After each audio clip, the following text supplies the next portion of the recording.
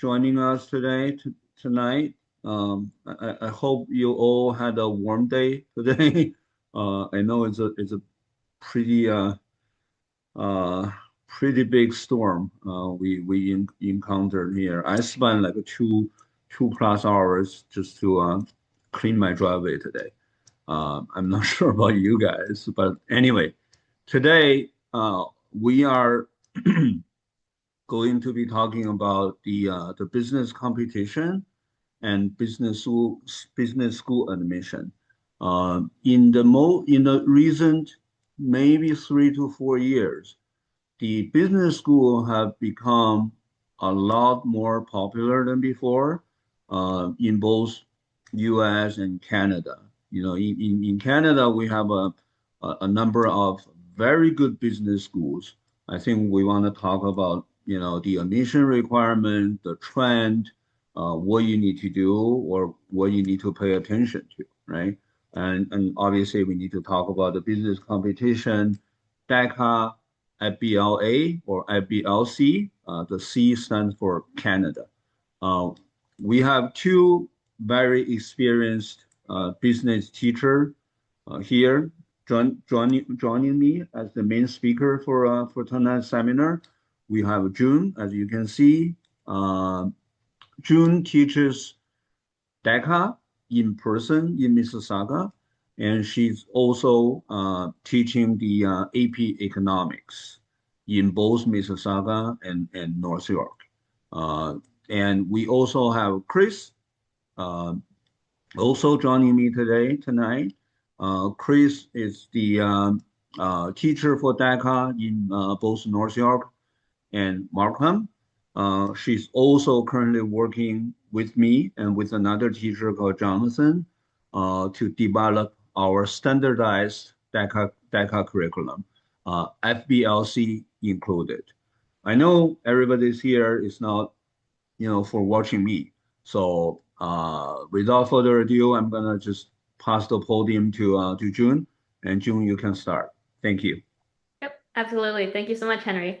All right, everybody. Welcome, welcome, and thank you for coming. I'll start by sharing my screen and I'll jump right into it. Okay, so today we're going to be talking about business schools. And I'll start with a little introduction about me, some information about my background, and yeah. Okay, so my name is June, and I am a recent graduate from Queen's Commerce, so one of the top business programs in Canada. At Linked Key right now, I teach AP as Henry so kindly introduced. I teach AP Economics as well as DECA and FBLA.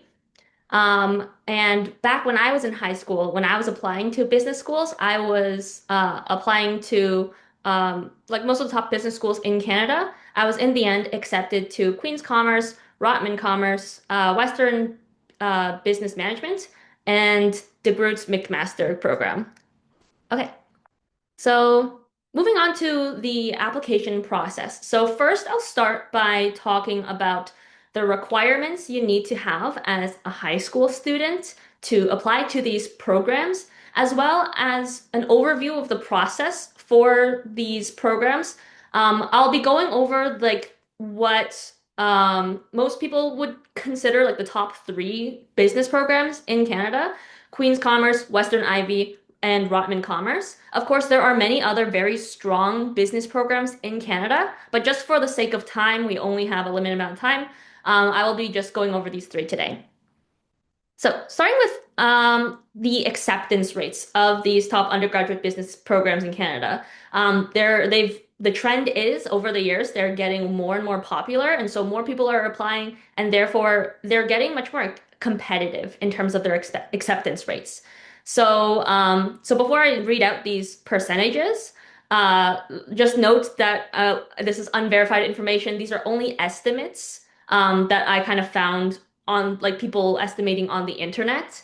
The real acceptance rates, the schools don't really, they don't all release that information to the public.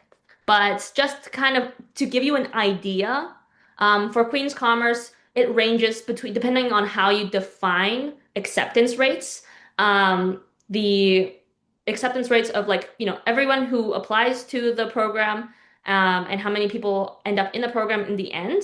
That's kind of ranges between 6 to 15% for Queen's Commerce, 8.5 to 21% for Ivy AEO, and 12 to 15% for Rotman Commerce. And the reason for this kind of range between the low end and the high end depends on how you define acceptance rates. Because in the end, although, for example, for Queen's Commerce, only 6% of people who apply end up inside the program, the truth is for a lot of people who receive an offer from Queen's Commerce, they will end up rejecting their offer.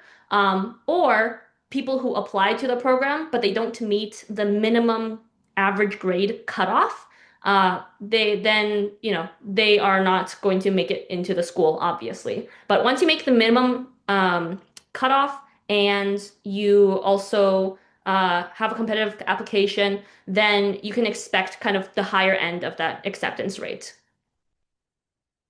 Okay, so I'll start with talking a little bit about Queen's Commerce. Let me describe it. So Queen's Commerce is the program that I went to, so I can kind of give more like of a personal, detailed account of my experience at Queen's Commerce. For the other schools, I can't say as much in detail because I didn't experience going to that school. So I'm kind of like relying on information that I found like through my research. But Queen's Commerce, I can kind of tell you a little bit about my experience there.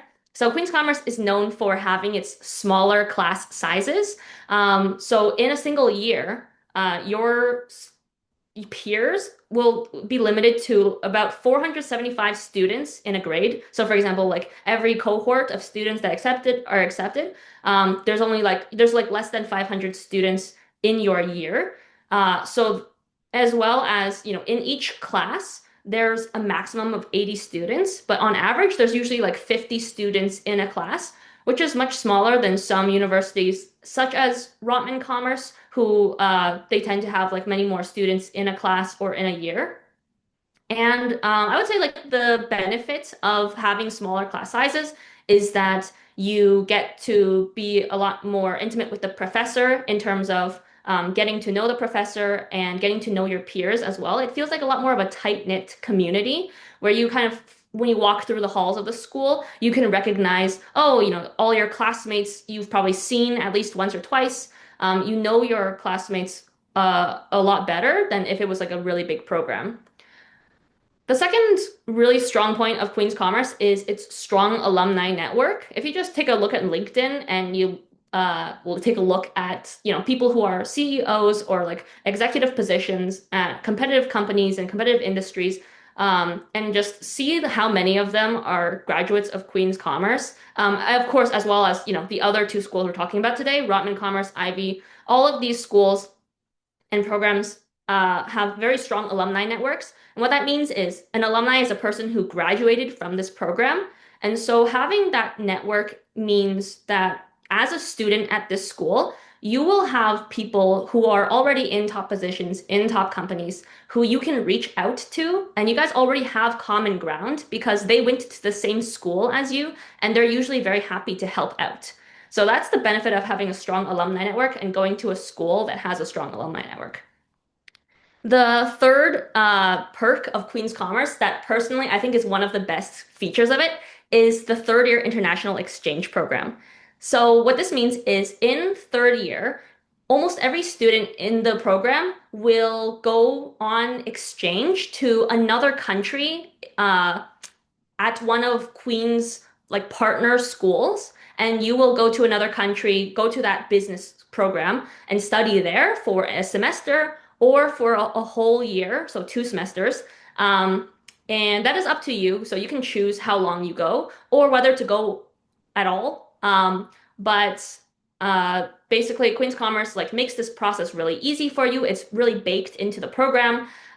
They walk you through the process. And of course, other universities also offer exchange programs. It doesn't matter which university you go to. Most, or at least the more, of course, I would say like the more major programs in Canada, they also offer exchange programs. But I would say Queen's Commerce is unique in that it is like I said, baked into the program. They kind of walk you through it. At other schools, usually, if you want to go on exchange, it's a very independent process. You kind of have to figure out how to do this process by yourself. You have to apply to go to the exchange program by yourself. Whereas Queen's Commerce, it's kind of expected of you to go on exchange. And it's honestly, I think 90% of students go on exchange every single year. A very small percentage don't go because they don't want to. It doesn't match their goals. Of course, you have your choice, right? But I think it's really great that Queen's Commerce offers this as part of the program. And finally, of course, like all the other programs I'll be talking about today, there are a lot of diverse and high quality student clubs in Queen's Commerce, in a variety of different subjects and industries. For example, there are consulting clubs that actually let you have consulting hands-on experience. At Queen's, I think the most prominent clubs are there's a couple like Creo, for example. There's one called Fresh Site. And so working as a student consultant on these clubs, for example, you will be able to work with real businesses and solve real business problems as part of a team. Um, and the only difference between, working there and like with as a real consultant, sometimes it's just the pay, right? As on a student club, you're doing volunteer work, but it gets you that hands-on experience. Okay, so moving on to the actual application process for Queen's Commerce. This is a kind of overview of the timeline, and I've kind of put this link here. As you can see, you can go to this website and you can see like they will keep their dates like updated information here on the website. The information that I show here was for the 2025-2026 application year. So for next year, these dates may or may not change. So I want you to be cognizant of that. Like the information that I'm giving you right now, most of the like information today that I'm giving you right now, including like application timelines, even the process themselves, will change year by year because the application process, schools will change them every year sometimes. And so you want to really make sure you're checking the official websites to make sure you're getting the up-to-date information for the programs that you want to apply to. So I'll quickly, oh, sorry. Maybe I'll copy this link and, uh, well, okay, one second. Maybe I'll copy this link and put it in the chat for you guys so you guys can access this. Someone's asking in the chat, will we get the PowerPoint after the webinar? I believe we haven't decided yet, but we may not share the PowerPoint after the webinar. So if you want to, take note of any information here, let me know and I will pause for a second. You guys can take a screenshot or write anything down you want. And also, yeah, I also want to say, if you guys have any questions throughout the presentation, feel free to raise your hand and I'll answer them. But yeah, so this is the kind of the application timeline. So around October, students, or like in the fall semester, students will begin receiving their code to OUAC. So OUAC stands for the Ontario University Application Center. And this is a website where all the students in Ontario high schools who are applying to Canadian universities will be able to create an account for, and that's where you are supposed to apply for your university programs. At least the most basic step is done on OUAC every single time for every single Canadian program. But if a program has like a supplemental application, then they will send you further instructions to go onto the school's own website, usually, where you will register for an account separately and complete the supplemental application. So when I say a supplemental application, I'll get into that a little bit later. But what that basically means is some schools, so on OUAC, when you apply, they will send your marks and your grades to the universities automatically. But for some universities, they don't only care about your grades.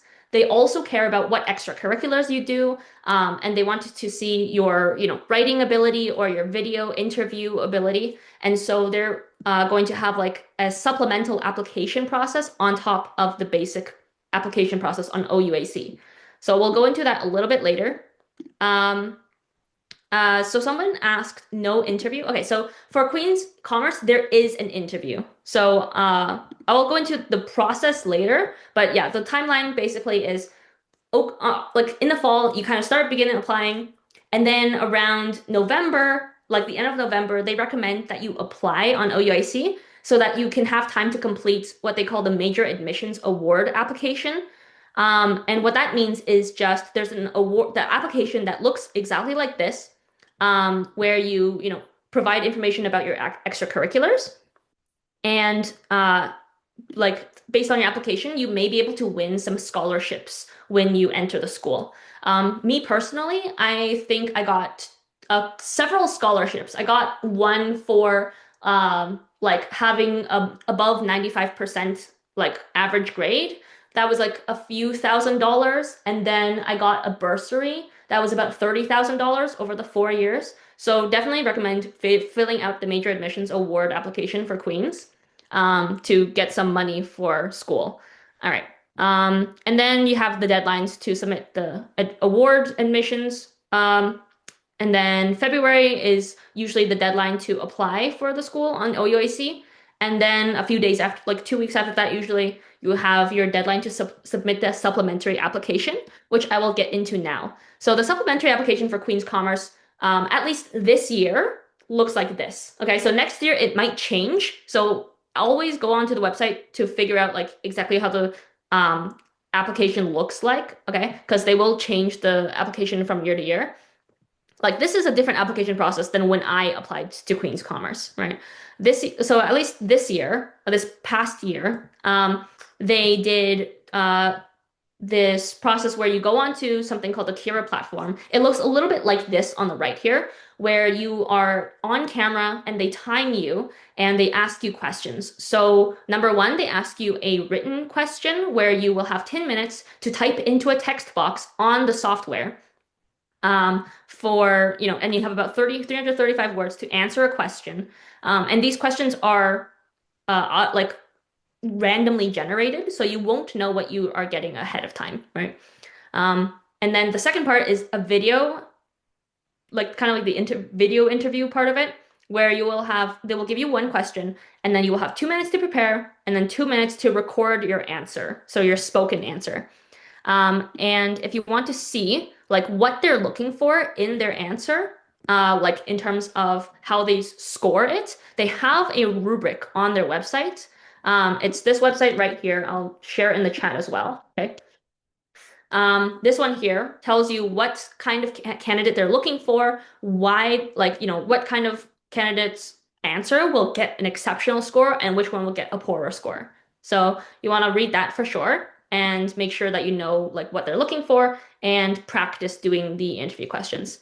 So like here are some examples of possible questions. So okay, so these are only like to give like examples to give you an idea of the kind of questions they'll give you. These are not from like, necessarily questions that they're going to use, but you kind of get an idea of what it is, right? So for the written question, you might get something along the lines of, like describe a situation where you realized you could not move forward on your own. What led to you to seek support? How did that moment shape your thinking or actions afterward? So very open-ended questions that kind of test, your ability, your resilience, your leadership ability, and so on. And then this is a couple examples of the video question. So you will also receive one randomly generated question. And then it might sound something along the lines of, like, describe a moment when paying close attention to others was more important than sharing your own thoughts. How did this shape what the group ultimately achieved? So just to give an idea, these are not the questions you're going to receive necessarily on the application, but just to give an idea. Okay, so that's kind of Queen's Commerce as a whole. Let me know if you have any questions about Queen's Commerce specifically. But if not, I'm going to move on to Western Ivy AEO program. So Western Ivy AEO is a little bit of an interesting one here. So AEO stands for an Advanced Entry Opportunity. Okay, so Western Ivy AEO is not a program that you apply for. It is a status. Okay, so what I mean when I say status means that when you like apply for the Advanced Entry Opportunity, you do not enter the program automatically. So you will basically, here I'm talking about a 2+2 structure. So how Western Ivy how Western Ivy program, the business program at Western Ivy is like kind of organized is the first 2 years you will complete a normal undergraduate degree of your choosing. It can be any area like business, computer science, engineering, literally any of the undergraduate degrees they offer at Western in general. And then in third year, you will enter the Ivy business program. Um, and so Ivy AEO, so what you apply for in high school is the AEO, right, status. So that means that you do not get a guaranteed entry into the Ivy program, but rather you will have to first complete like you will go through the very first 2 years in another program at Western Ivy. And you must maintain a few progression requirements. So, for example, you must maintain an 80% GPA and pass all your courses in the first 2 years. You must continue to show strong leadership in extracurricular activities. Um, and you can actually see the full list of requirements over here in progression requirements. They have this website here called the Student Handbook, and they have a section, if you scroll down a couple pages, called the progression requirements. And this is the detailed, list of requirements you have to keep and maintain during the your first 2 years at Western in order for you to continue on into Western IB program. Of course, I can share this link. I just sent it into the chat. Thank you for asking. Okay. And let's see. So yeah, just to give you an idea, like about 75% of like Ivy HBA students, so HBA stands for Honors Business Administration, that's the business program. 75% were from like previously from AEO. So most of the program is made up of people who first entered the AEO program. But even if you don't get AEO, it's not impossible. It's like for you to enter the Ivy program. Like you can still apply to the Ivy program at the end of second year, even if you're at another school. But it's just much harder to get in, and you have to have a much more competitive application in terms of extracurriculars and your grades. Okay, so like this is the application process overall. So first, for Ivy AEO, you have to apply for a regular undergraduate degree program through OUAC. You can choose any faculty, any program at Western for your first 2 years. But during your application, there's a checkbox you're going to have to click, and you're going to have to check off called Ivy Advanced Entry Opportunity. Once you check that button and you submit your application in OUAC to show that you're interested in applying, they will send you the instructions to do the supplemental application to apply for Ivy AEO. So it's like a separate application process than the one on OUAC. Okay. And the application will include an essay component and a video assessment as well. And you must maintain, of course, I previously talked about the progression requirements, that list of requirements on that document to maintain your conditional acceptance to the final business administration program. Okay, so like in terms of the specific details of the supplementary application, I couldn't find as much information about it. But I do know that there are a few main sections. For example, like you have to write about your awards that you've received, as well as your extracurricular activities. And you also have to complete a video interview on the same platform as Queen's uses, Kira Talent. It's kind of similar. They give you a question and you're on your camera. You have a limited amount of time to answer it. To find out kind of more information about each specific step, this is the link right here. This is the Ivy HBA website. It talks about what is required, what the supplemental application looks like, what is inside each section. Okay. And I will also send that link into the chat. Okay. All right. So moving on to, okay, Rotman Commerce. So this is the third program we're going to talk about today.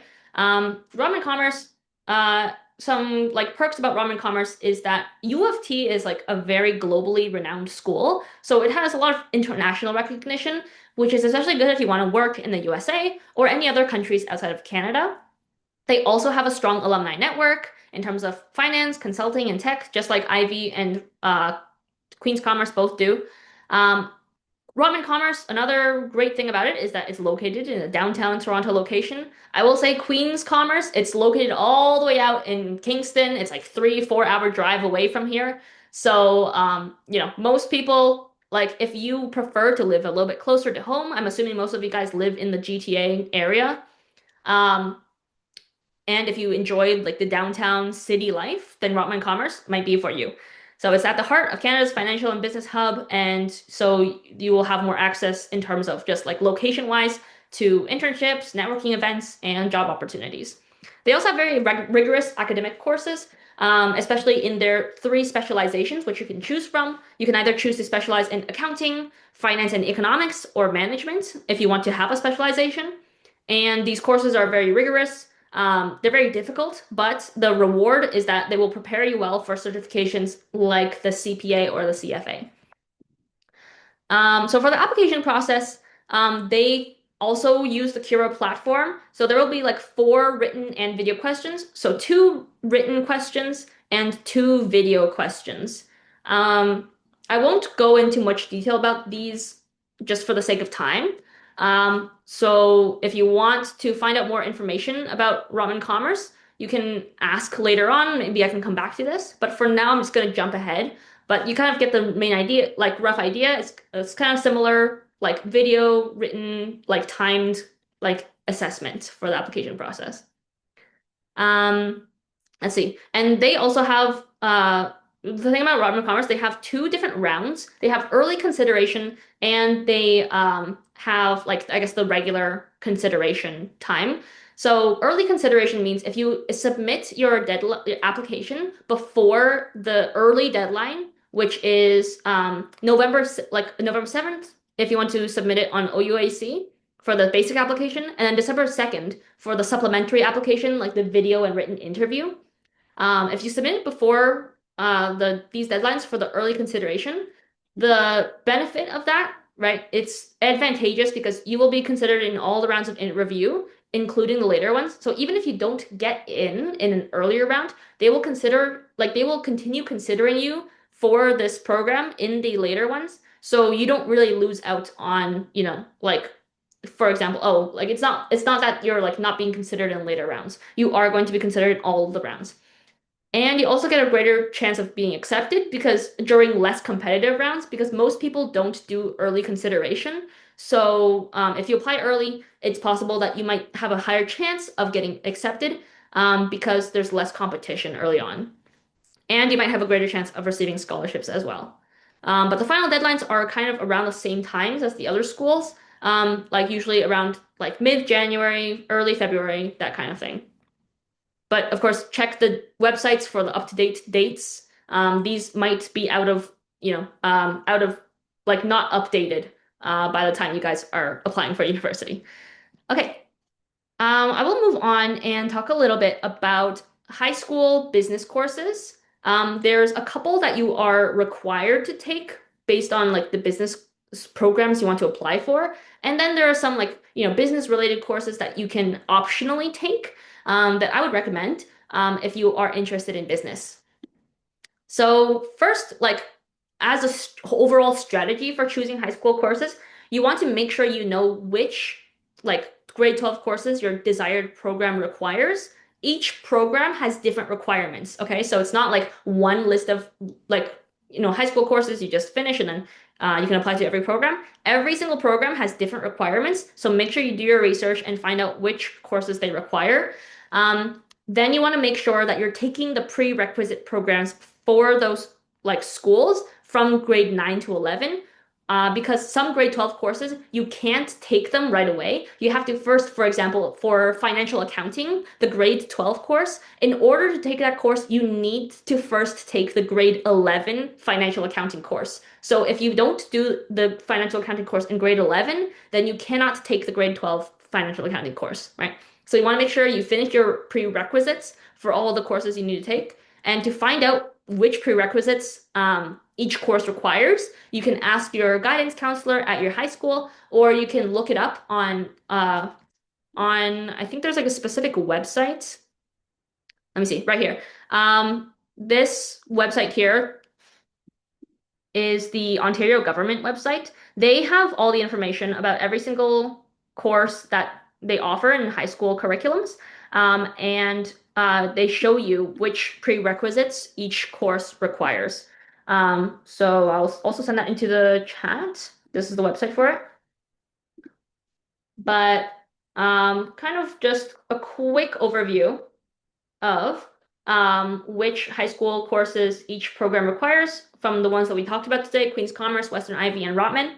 So Queen's Commerce requires, as of now, right? So you want to make sure you're checking the website, like when you actually start to apply, it might change. For now, at least, Queen's Commerce requires English, grade 12 English, calculus and vectors, and one additional mathematics course, grade 12 mathematics course, and with a minimum of 80% in all three of these courses. So you have to get 80% in each course. You also like require three additional courses, and they have to be either 4U or 4M. So this is really important. When you see the code of the course, like for example, when I say ENG4U, that's the code, that's the course code for English for grade 12 English. You have to make sure you take a look at the letter, the last letter inside that code. If it's U, it stands for university level, right? It's the most difficult level of the course. And most universities only look at U or M courses. So an example of an M course are like these ones, like business leadership, BOH4M. M stands for mixed. So basically, these are like kind of somewhere between university and college level, right? So most universities accept these, and colleges will also like look at these courses. But these are, yeah, so like universities will either accept only 4U or 4M courses. So do not get that mixed up and end up taking some, for example, let's see, like 4C, 4E, or 4O. C stands for college, E is workplace, and O is open level courses. So these courses are generally easier than the U or M level courses, and universities will not accept these courses as part of your application. Let's see. Yes, of course. So someone asks, can you clarify no more than two 4M courses from the same discipline? What are the available disciplines? That's a very good question. So when you go to the website for the course description, business, so the title that you see at the top here, this is the discipline. So business studies is a discipline. There's also, let's see, um, like computer studies. Sorry, one second. My Wi-Fi is a little bit slow right now. Okay, so just focus on like the side here. Computer studies, right? The courses under computer studies would be under the computer studies discipline. Okay. You can also usually tell by actually no. Yeah, so I would check the website and see like which like discipline it falls under. I'm just gonna edit it for now. This is taking a little bit long. Okay, but basically that's what they mean by discipline. So for Queen's Commerce, you want to be careful because they say like the other three courses they're going to look at, they want the three courses to be somewhat unique or they don't want you to take all three business courses. They want you to take maybe like they'll accept like two business courses, but then the third one has to be from another discipline. Like it can be anything like social studies or like law, or I don't remember the exact disciplines that are available, but yeah, check the website, see what disciplines are available, and make sure that you're taking somewhat like a variety of courses in different disciplines.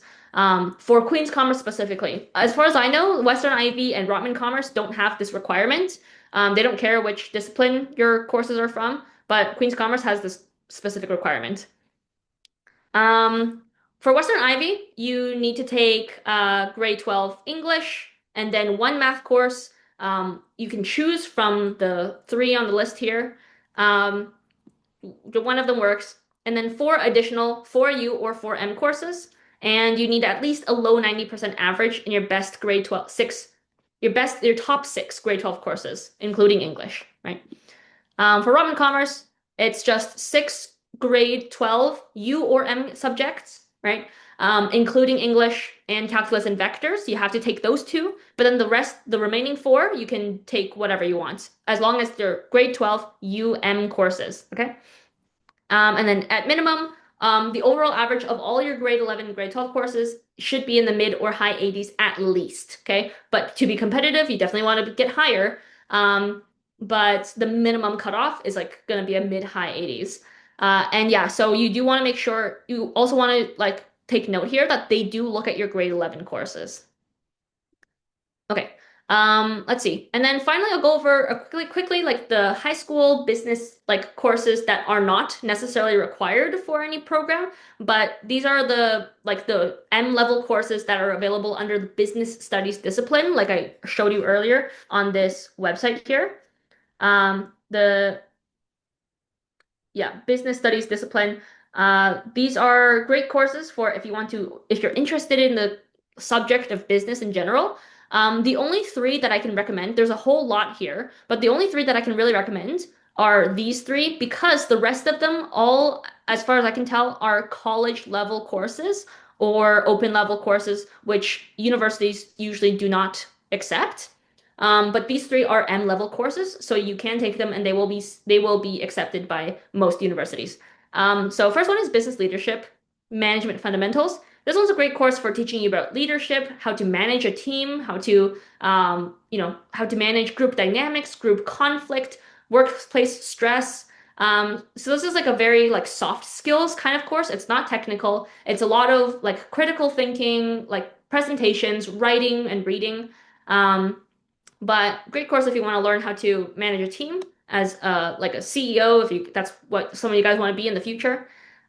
Second course here is International Business Fundamentals. This one talks about international business specifically, like business across different countries. You learn, for example, how to market to different cultures. I remember one project that I did when I did this course was creating an advertisement, marketing a product to a specific country like China and creating a marketing advertisement that like kind of respects and takes elements from their culture, comparing those differences between Canadian advertising, for example, right? So it's a variety of different business subjects like marketing, distribution, and management, but it just focuses generally on international business. And finally, there's financial accounting principles. I personally didn't take this course when I was in high school, but I can tell it's probably like it would have been very useful for me to take because in university when I was doing business, the accounting courses were all like required courses, mandatory courses in university. And so when I was taking those courses, I was learning that stuff for the first time, but I can tell if I had taken it in high school, I would have already seen it once. I would have been much more prepared for university because accounting courses, at least for me, were kind of tough. Okay, cool. And finally, I'll quickly wrap up. I know I'm going a little bit over time, but I could just get a quick introduction of the courses that I currently teach at LinkedKey. Currently, I teach, of course, AP Economics and DECA and FBLA. So AP Micro and Macroeconomics covers first. So because this is an AP course, AP just means it covers the first year of university level courses. So like when you're taking this class, you're basically you're finished learning like the first year level of university economics courses. Okay. And it really prepares you well for a university course load in terms of the difficulty. So although it's kind of hard to get through when you're in high school, it's a little bit stressful, but it's a great, preparation for you when you're in high school, when you're in university and you're learning economics, you're like, oh, I already know all this stuff, right? And also if you get a high enough score on the AP test, usually you require at least getting a 4 or a 5, a score on the AP test. But once you do, you will be allowed to get transfer AP credits. What this means is you can basically, like when you go to university, you can tell them, hey, I already took the AP test and I passed it with a high score. And what they will allow you to do is they can basically swap out the courses that you are required to take in university. Like, for example, in business programs, you're usually required to take economics courses. You can basically, you don't have to take those courses anymore. You just, that, like, that credit is given to you because, like, for, it's called an AP transfer credit. Let's see. Will they, okay, so two questions here. Will they learn these courses of business again in university? Yes, absolutely. So, like business leadership and international business fundamentals, these are all courses that you will learn in your first like year of university, first at least 1 or 2 years of university in a business program, as well as financial accounting principles. Like this is all content that you will learn basically again in university. So I can see like some people might be concerned with, oh, I'm getting repeat knowledge, and of course I think that is definitely a valid concern. So if you want to use your high school credit courses to learn about something different from business, that is definitely like a valid path to take. Let's see. Okay, Uh, we are June, getting, yeah, sorry to interrupt. yes, of course, Do you want to just finish your slides and then yeah, we come back to the questions okay, for after sure. Chris? Yeah. Yes, sorry about that. Okay, so I'll finish this up really quick. The second course I teach is DECA and FBLA, which I will actually pass over to Chris because he has a lot more information about this. So I will pass it on to Chris now to talk about DECA and FBLA. Yeah, sorry about that, guys. We'll come back to your question after Chris. Don't worry, we'll come back to your questions. All right. Hi, everybody. Good evening. Thank you, June, for handing it off. And thank you to everybody here for coming out tonight and for sitting in on our seminar. Just like before, if you have any questions, whether from June's section or from my section, please feel free to leave them in chat. We'd be more than happy to answer them both in chat, and we can approach these questions again at the end as well. Before I get to my slideshow, I just did want to bring this up in case anybody needed to take a look at it again. So the disciplines that June was discussing are each of the subject areas in high school. So that was absolutely correct. Mathematics is a discipline, so is business studies, so is science. And for a lot of universities, or to this extent, Queen's, they ask that you have some of your courses from different disciplines. Now, we know that in order to take calculus and vectors in Ontario High School, you also need to have taken advanced functions. And English is a required course for all programs. And so, just make sure I'm sharing the right tab. After these three courses, students have essentially three other electives. And so that would be probably maybe 1 or 2 business courses is what we'd usually recommend. And then a third course somewhere else. So I kind of have to plug this because I am also a science teacher. Science disciplines are excellent to take to the very end, and business is very applicable with science as well. Just to address some of the questions really quickly in chat, to what degree is taking DECA or FBLC useful towards taking business? And how does DECA work? So I'd be happy to answer both of those questions. Towards the second question, how does DECA work? I have a bunch of slides, so we'll bring that up in just a second. Personally, I find that DECA and FBLC are incredibly important if you are looking to go into a university-bound post-secondary destination. And it's because of what June said. There is a portion of your admission that is based upon your grades. So you need to make sure your child has the grades, has the academic performance. But then there is another significant portion to all applications that depend on your extracurriculars. What do you do outside of school to reinforce your actual application? And I remember I didn't apply for DECA, or sorry, not for DECA. I didn't apply for business when I was going to university. I actually applied towards life sciences and toxicology. And it was really strange to me that I was entering my toxicology program and they were asking me about what I would do for the community or what I did outside of my courses in high school. And so it's very important your students or your children have something to discuss outside of their academics. With respect to business programs and DECA, we actually design our curriculum at LinkedKey to reflect what the business program in high school is all about. And I'm going to bring that up later on as well, and so we can actually see the connections. So let's switch over to the presentation. And then again, I'd be more than happy to answer questions afterwards as well. So for my section of tonight, I just want to quickly outline what our business competition program looks like, what we offer. You can see right here on the link, sorry, not on the link, on the homepage actually, that we have, let me enable this as well. We have a link available right here, decaprep.notion.site. And that is actually our website that we use for DECA at Linked Key. So all of you are more than welcome to jot that down. I will also have this link at the very end in case any of you need any further resources. So let's dive straight in. Today I want to talk about competitive events that we offer and that we support. I want to discuss how we developed our curriculum and how this has anything to do with school business courses. And then finally, I want to talk about our course offerings at Linkkey, how we can help your children find success in these competition programs, as well as in overall school and applying to business. Okay? All right. Let me continue. Okay, so let's talk about these competitive events first and foremost. So DECA itself is a business case competition. And so, there's over 300,000 students, advisors, alumni, and professionals globally who help with DECA and who compete in DECA. There's also over 60 competitive events, a total of 5 major clusters, and we have a series of 3 large conferences, one in November, one in February, and then internationals in April and May. DECA is a competition that's based on how far you can make it. So everybody participates in regionals, but then not everybody will make it to provincials. And it's our goal to make sure that everybody here will be going to provincials. Actually, provincials is in about 2 weeks. So quite a lot of our students right now are also heading downtown for that competition. And then, we're hoping that many of them, if not all of them, can make it to internationals, which is down in the United States later in April.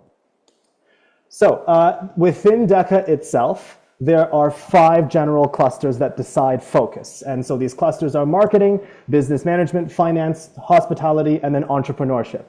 These actually match the grade 11 and 12 courses that Ontario high schools offer. Quite a lot of these, I remember there is a marketing BA, I don't remember the code actually.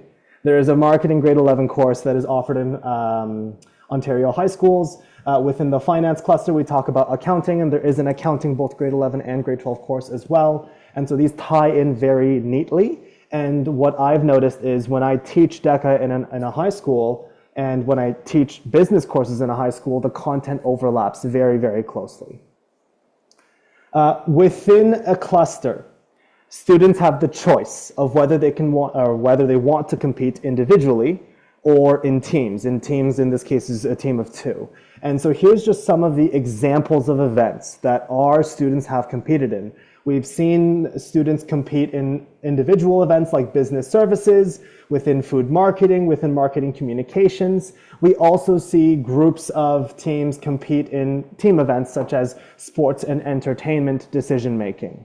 And so all of these different events I bring up just to show there is a wide variety of choice that students have. There is a lot of options that students and your children can take when they enter DECA in order to compete.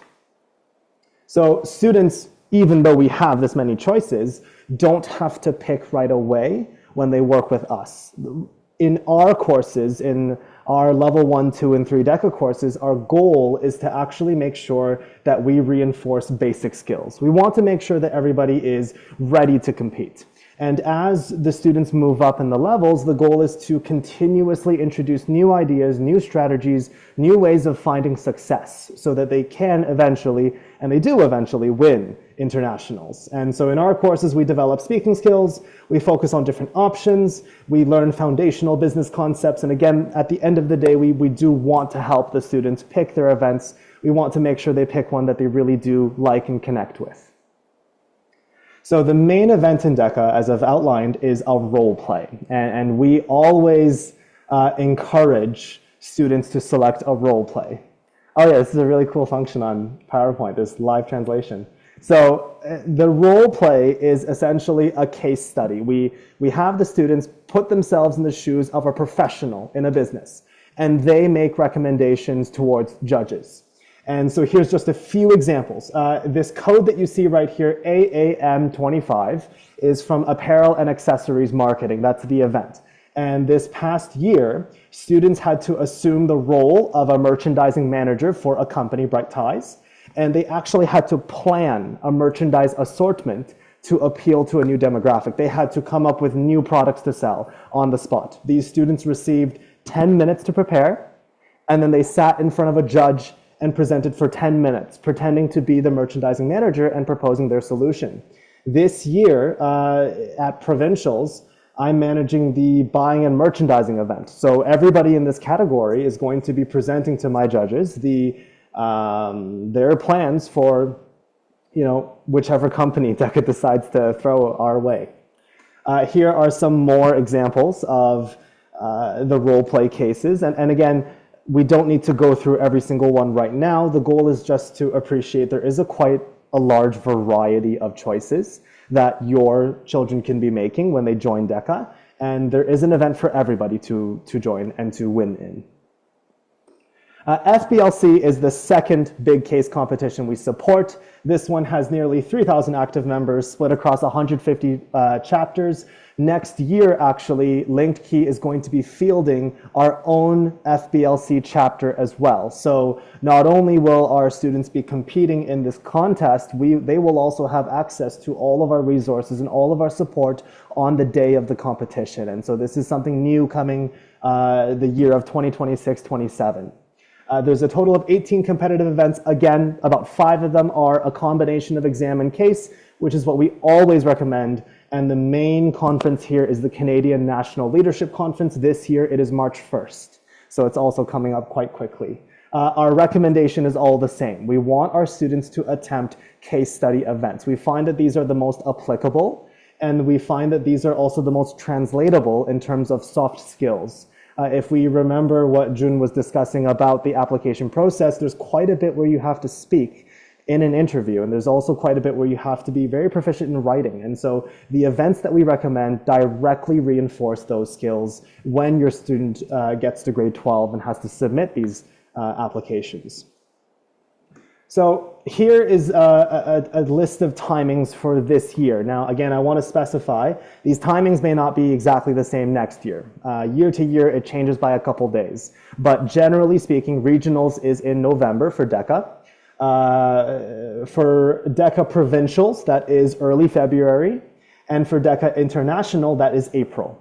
FBLC is actually a separate competition. It's run by different people. It has a different organizational structure. It's just that their competitions are very similar. So no matter whether the student is participating in DECA or FBLC, they do very similar things. They do a case competition where they solve a problem. They write a 100-question multiple choice, and then they see how far they make it. The only difference is who organizes the competition. Now, as Linked Key, we want to make sure we participate in both, because DECA offers an international opportunity at the end of April, and FBLC offers an international opportunity at the end of June. And so it's our goal to see our students go to both international opportunities. And again, the more competitions you have, the better it looks on a supplemental application. It shows that you are more well-rounded and that you have competed across a number of different events. If you find that this is a little bit of a tight competition schedule, especially because we have other things to worry about in grade 11 and 12, we also do recommend that students come speak to either me, to June, or to Jonathan, because we are more than happy to talk to individuals about what their options are or about what they should do or how they should compete. So that is definitely also an option. Otherwise, they're very similar events. So the second thing I want to talk about today is actually our brand new curriculum. So new this year, we have written and developed our own curriculum for how students can find success in DECA and in business studies. It's actually our hope that going into the future, this curriculum is going to be a nice bridge into the AP subjects like AP Microeconomics that Jun teaches, which can be very, very difficult, at first. And so we had a mission in mind when we developed this curriculum. We want to make sure that students, we're not just helping them compete in local competitions, we also want to make sure that they are developing into the next generation's critical thinkers, problem solvers, and leading business people. That's what we want to do. And so based on this mission, we developed 2 overall expectations for our curriculum. If your child is joining us in our DECA program or in one of our DECA classes, these are the 2 big ideas we want them to grab. Coincidentally, they actually spell out DECA. So the first major expectation is to define and explain. We want students to be able to demonstrate an understanding of core business concepts. And secondly, we have communicate and apply. We want to make sure that students are able to apply the business concepts they learn in order to actually solve real-world problems. This class is it's called DECA and FBLC on our sign-up website. And soon I'm going to actually bring up a list of the courses that we offer. We offer 3 levels of DECA, and that depends on how strongly your child is progressing or how much background knowledge they have. This program itself is, I think, just PowerPoint. Yeah. Okay, so using our overall expectations, we actually have 4 units of instruction. And again, I want to reiterate, the goal here is not to go through every last detail in excruciating points. I just want to make sure everybody here has an idea of what we are proposing for the students and how we go about teaching the students. We think that here the approach is very important. It's not just about what you communicate, it's about how you communicate to the students. It's about how you make sure students understand these concepts. And so we actually use the clusters in marketing, and coincidentally, the classes that are offered in Ontario high schools to design our units. The first unit is marketing. So we can see here, marketing is all about building the market planning process. How can students demonstrate an understanding of the elements in the market planning process, and how can they apply their strategies in order to develop a marketing plan? The next 2 units we focus on in our classes are business management and finance. Again, the goal of these units is to touch on every event possible. So no matter what event your child does in DECA or in FBLC, no matter what program they go to for university, we have something for them. Business management is all about economics and operational considerations. So just like before, we want to make sure they have an understanding of these concepts and that they can also apply it to a real company. And then our 3rd unit is finance. We want to talk about personal financial literacy and accounting processes. And then we want to give students a chance to actually apply these ideas. Just off the top of my head, Jonathan and I were planning one of the classes the other day, and one of the projects we want the students to take on is to actually create a marketing plan for a product they like. It's to actually design a double entry bookkeeping system as well as a balance sheet for a company. And then the last unit is hospitality, where they will be learning about psychology and psychosocial patterns in consumers, as well as applying those to create convincing marketing and selling campaigns. A lot of this also relates to other subjects as well. So again, the goal is to make sure that students are well-rounded and that they can excel in any event. So just the last quick idea I want to field before we can go back to answering some questions. It's our actual courses now. So based on the curriculum we just talked about, based on the mission we would like to achieve, we have a total of 3 courses. And so these are level 1, foundations, level 2, proficiency, and level 3, mastery. And students have a choice of signing up for one of these 3 programs. Level 1, foundations, is all about introductory concepts. We want students to develop a foundation in each of the learning units. We want students to have a general understanding and to be able to get into their DECA clubs in school and compete at regionals. Then we move to level 2, proficient. We want students to build upon the knowledge they already have. We want them to compete at an even higher level and hopefully win provincial or national tournaments. And then finally, the 3rd level is mastery. This is the highest level of course that we offer. It's really a course to make sure that these students are able to win internationals, win everything. So here, if you're thinking about yourself or your child, which level should we sign up for? I have a quick guide just to kind of summarize all of this together. You should be thinking about level 1 if you are new to DECA, you've never heard of this competition before, or new to FBLC as well. If you are interested in business, and if you're thinking of competing in school for DECA or for FBLC in the future. So it's a strong recommendation that you should join this. There is no minimum grade requirement to register for level 1 for linked key. I will caution everybody here that DECA is very tightly controlled. Students are not allowed to compete in DECA if they are not in grade 9 or above. So they have to be in high school. For us, we recommend students in grade 8 sign up for L1, so that this course is a full year course from September to June. So 8th grade students can sign up in September. They will complete L1 with us into June. And then when they are ready for high school and when they're entering high school, they will also be joining us for L2. And so again, if we're looking for a number, I would say grade 8 is probably a good place to start for L1. Then we have L2, and we have a few requirements here now. So in order to progress to L2, we ask that you have taken L1. There are some foundational concepts you do need. You can take a business equivalent in school. So if your child is in grade 9 or grade 10 and has taken a business class, then that's also okay.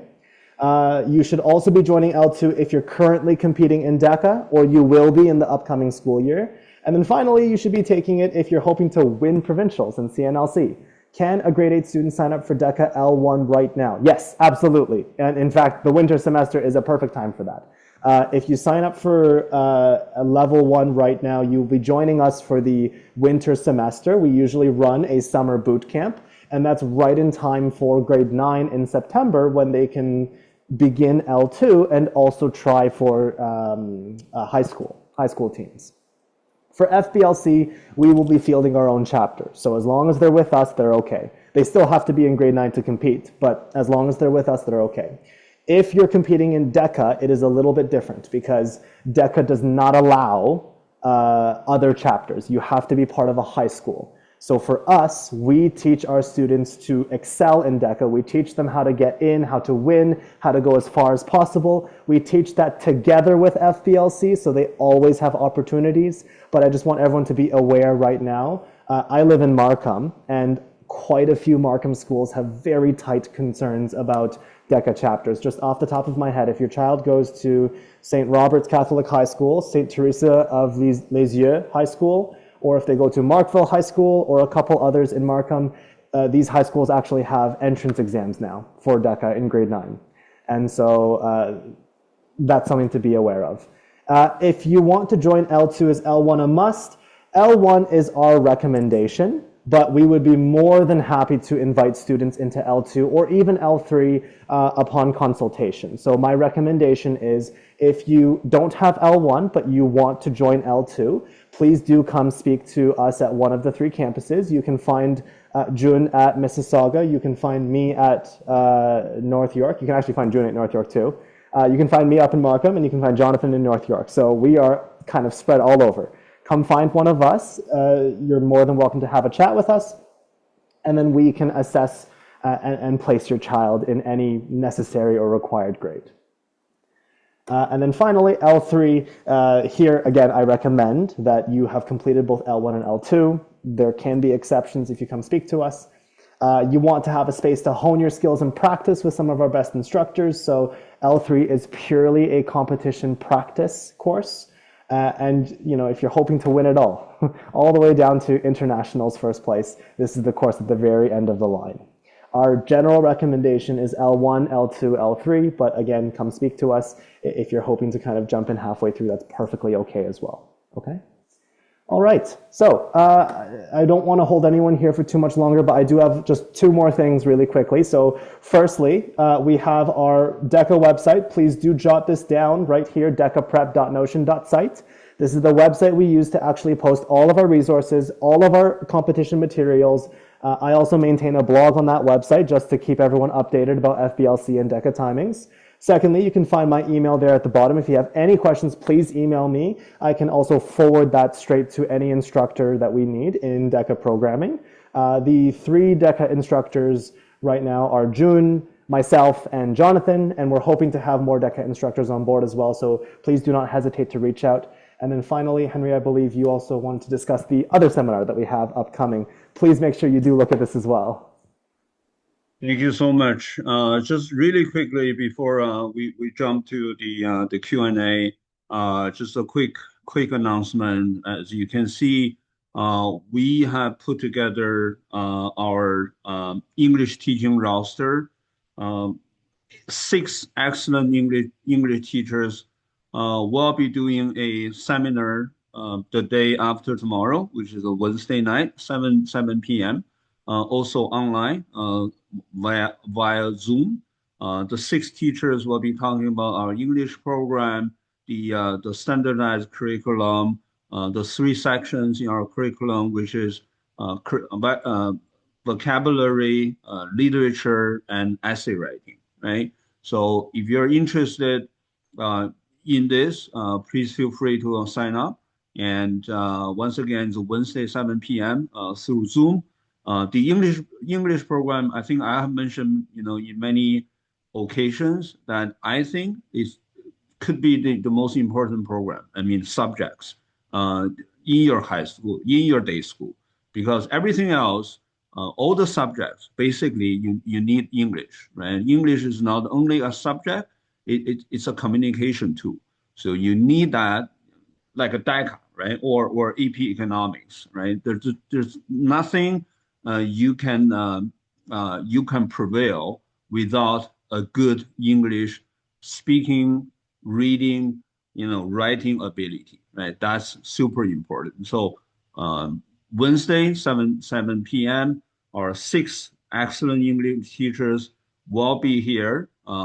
We'll be talking about the English program.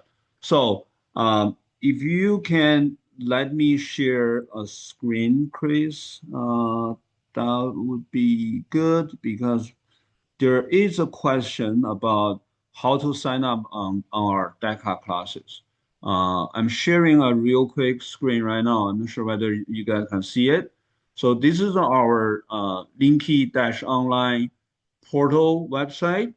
And once you get into this website, you go to the courses, you go to 2026 spring, and you can see our campuses, right? We have, Mississauga campus, our North York campus, we have Markham campus. Go to Mississauga campus, you will find June there, right? June, she teaches Mississauga DECA in person. Both classes are on Sunday, right? There's one level 1, there's one level 2. Just for you, for everyone's information, starting the spring semester in 2026, all our DECA classes will be in person. There'll be no more online classes. The reason being is that we figured this out and we realized that DECA requires a lot of interaction, right? I think in-person teaching will give our students a much better experience. So once again, June will be teaching in-person DECA in Mississauga. And in North York, as you can see, in North York, Jonathan, Chris mentioned, another fantastic DECA teacher. He will be teaching DECA level 1 and DECA level 2. Chris himself will be teaching DECA level 3 in North York. And also in Markham, we have 4 classes here and all taught by Chris, right? 2 DECA level 1 and 2 DECA level 2, right? There's one on Friday, 2 on Tuesday, and then 1 on Wednesday. And you can find all this information on the Linky portal website. All right. So let's go back to the Q&A. What about I read the questions? Maybe one of you, maybe both of you can try to provide some kind of answers. Yep, sounds good. Perfect. So, 我们如果有线上家长需要用中文啊，你可以你可以把中文敲在啊，如果你用中文来问问题也可以哈。June 和 Chris 应该能懂一点中文哈，但是他们可能中文没有英文好啊，他们的中文没有他们的英文好，就嗯，是的。像我的英文没有我的中文好一样。不过 we can try to be a little bilingual, okay? 嗯 No All right. problem. The question is from Jessica. Will they learn these courses of business again in the university? I think June, you talk about this question. Yeah. Uh, Already answered. yeah. So the next one is, do you recommend business related for you lessons? I think this is totally up to you. If you are really interested in business and you want to learn about these subjects, like when you hear about these subjects, they sound interesting to you, then I would definitely really like recommend that you take these. But because a lot of most business programs don't like require these business related 4M courses, right? As long as it's not required, you do have the freedom to choose another course. So, kind of like because you will learn these concepts again in like in university, I would say only take these courses if you're interested in like learning these courses like right now. Otherwise, I would say you have the freedom to choose some other courses while you're in high school. That's my answer. If Christy, you Yeah, have anything just to add on. yeah, just one thing to add to that. There's a certain schools, I mean certain universities recognize your AP test scores. So I'll give you a quick example, right? If you score 4 or 5 in let's say AP economics, right? Macro or micro, 我们叫微观或宏观经济学, you will be exempt. You can be exempt from taking the similar courses in your year one university, which means you don't have to take, AP, not AP, economics like courses in your first year. So they waive that courses for you, right? If you can score 4 or 5 in the AP, that's another advantage of doing AP tests, right?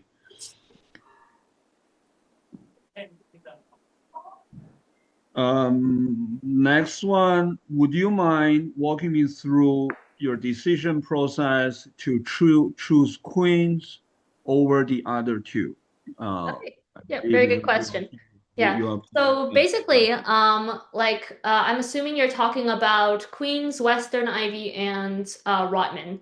Um, but so basically, when I applied for university, I got accepted to Queens Commerce, I got accepted to Rotman Commerce, and I got accepted to Western BMOS, which is the Western Bachelor of Business Administration, but I did not get accepted to like Western Ivy AEO, unfortunately. So basically, I would say like I was mainly looking between my choices of Queen's Commerce, Rotman Commerce, or the last one I applied to was McMaster de Groots, which is not as competitive as the other two. It was more of a Dodi for me. But I was like mainly looking at Queen's Commerce versus Rotman Commerce, both top programs. The reason why I ultimately chose Queen's Commerce, personally, I like talked to like a bunch of different university students from both universities. I like reached out to people that like were currently students at the university, and I talked to them about their experience at each individual university. So I talked to students who went to Rutland Commerce, and I talked to students who went to Queen's Commerce. Um, and I think and I recommend that's something that I think everyone should do is you should like talk to people. If you're able to find someone, you can connect with people online on LinkedIn, for example, or even with us, right? Um, about finding people who went to these universities to talk to them. I think that's a really useful experience. But for me personally, I think one of the main things for me was Queen's Commerce has the international exchange program. And I was really excited about the opportunity to move to another country. When I was in third year, I went to the Netherlands. So that's in Europe. And I went there for a whole year. And it was such a great opportunity for me. I really loved kind of getting outside of the Canadian kind of, bubble.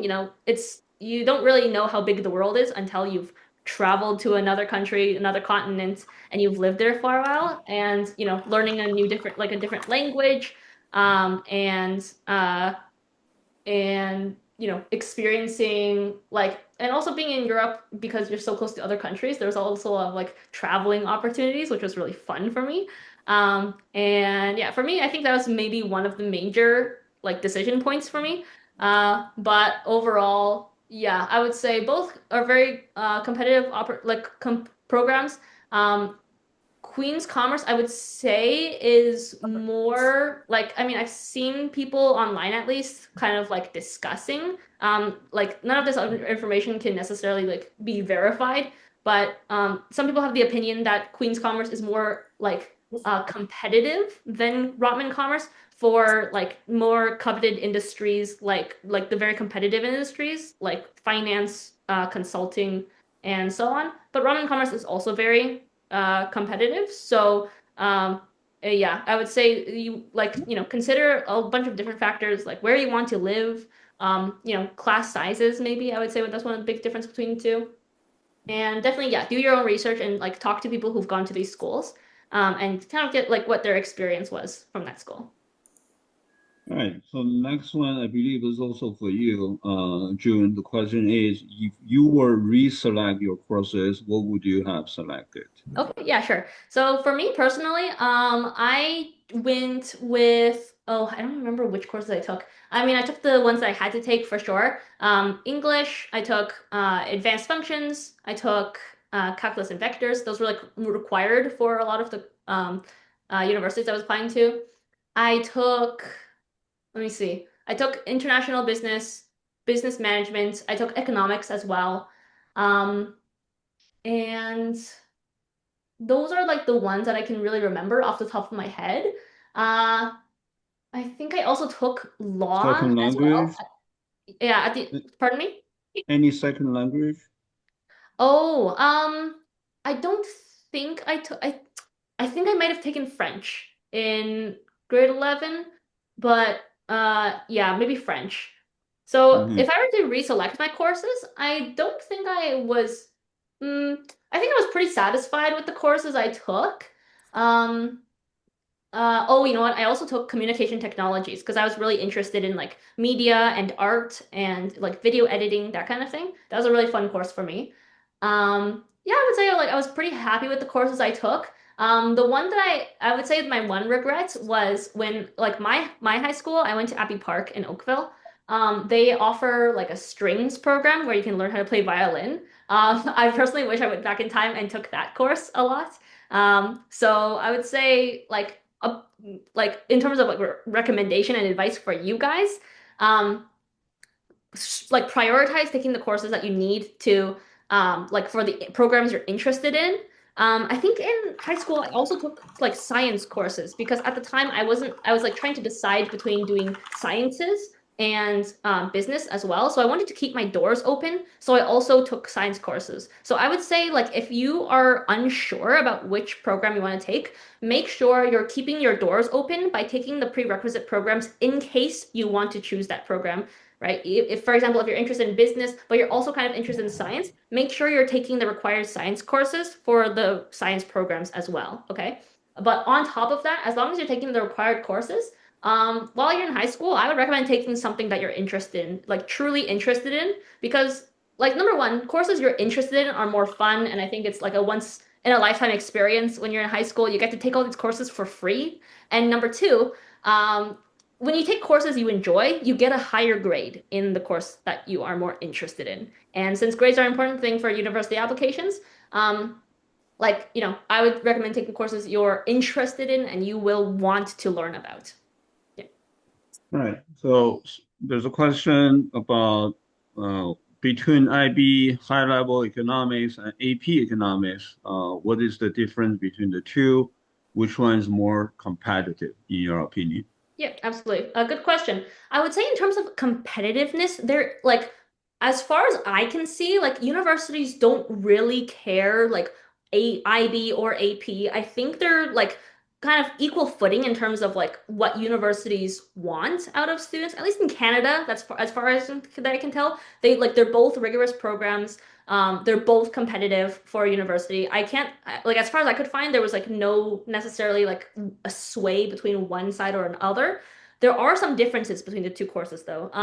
AP Economics is a shorter time period. It's usually just like 1 year, you're preparing for the test, and then you take like a final test, which decides your grade. Whereas IB Economics is, of course, like the 2 year, like, it's more comprehensive. You get more detailed learning into economics. Um, I can't speak too much from experience. I didn't took either of these courses when I was in high school.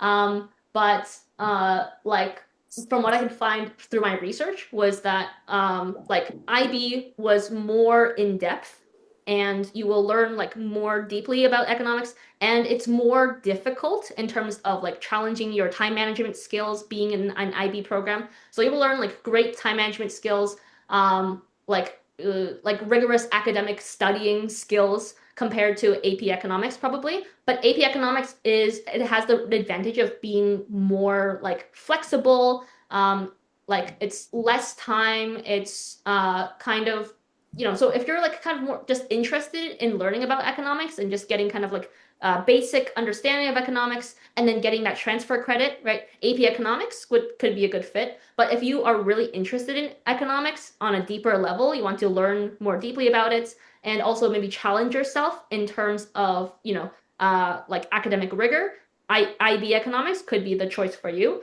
Both of these programs, IB and AP, are usually accepted by universities. Oh, sorry, I think someone had their mic off. Yeah, yeah. If you let me, I'll try to mute them. Go Yeah, ahead. okay, Yeah. okay. Yeah. But like most universities will take both of these in terms of transfer credits. So I know for Queens, for example, Queens Commerce, you go on their website, you can check, right, which courses do they accept. Both IB and AP Economics, they will accept as transfer credits for first year economics course. So if you're interested in like, like how Henry was talking about earlier, like waiving a course, both of these programs will usually allow you to waive the, certain courses. Just make sure you check on the school's website to make sure. I can All actually right. field more about that subject as well, just because there are some resources available online that I can share in chat as well. It won't take up too much time.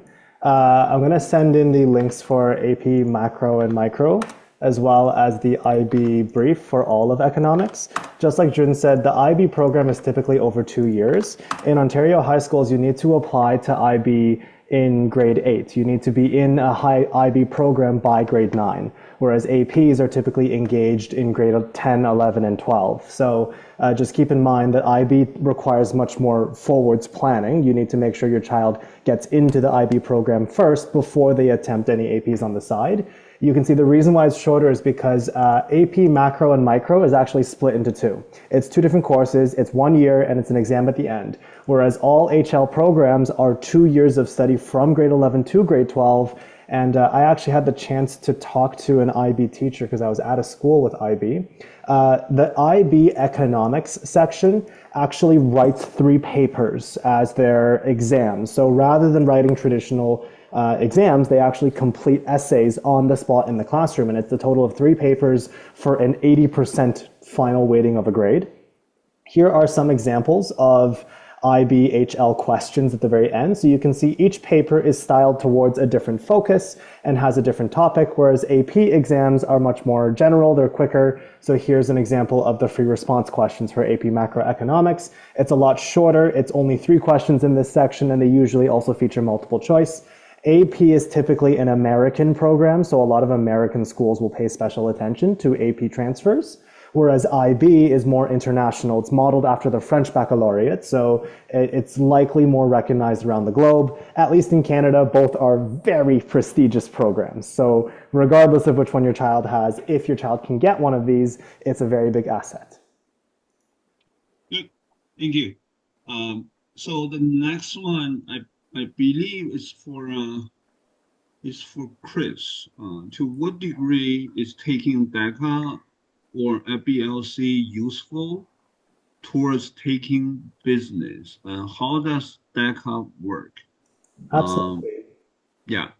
DECA is an external competition. So DECA does not provide credits towards graduation, nor will DECA supplement any courses. And the same thing goes for FBLC. DECA and FBLC is a separate extracurricular that students can participate in on top of their schoolwork. In terms of content, DECA actually matches quite well with business courses. So the grade 10 business course BEP2O in high schools right now is a fairly good representation of the content that a student would need in DECA.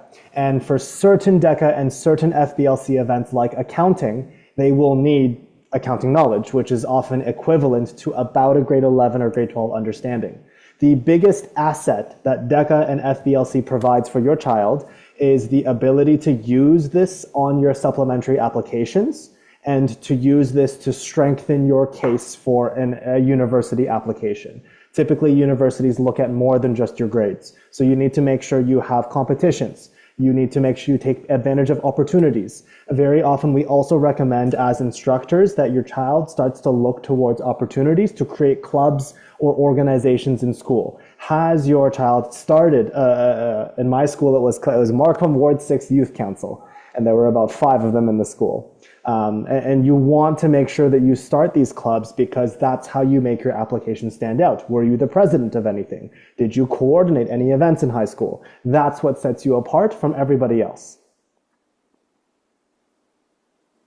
All right. Thanks, Chris.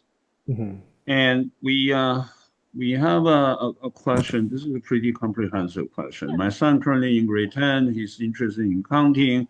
Below are the initial course selections, grade 11, grade 12. Okay, so I wouldn't recommend that you get into too much details about your son's course selection in this open seminar.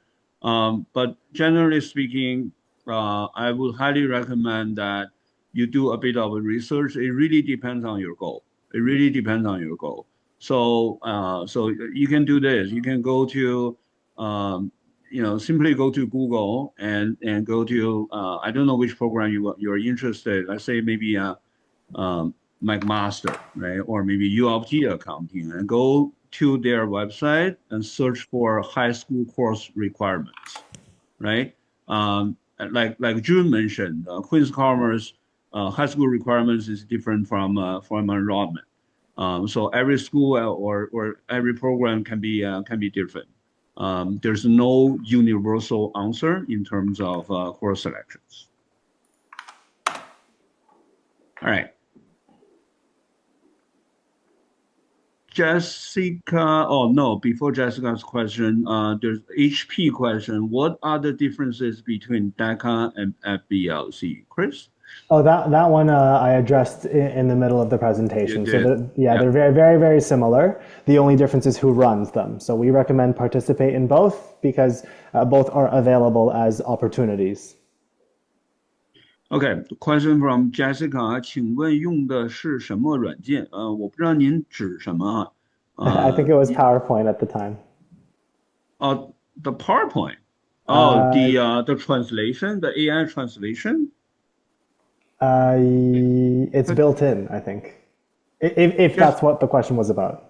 Jessica，你是在问那个 AI translation 吗 Yeah, she says yes in the 是的， ？Okay, That yeah，那 is- AI translation 是it comes with PowerPoint，是在 PowerPoint 里面啊，是个 AI 的人，是个 AI 的 plugin。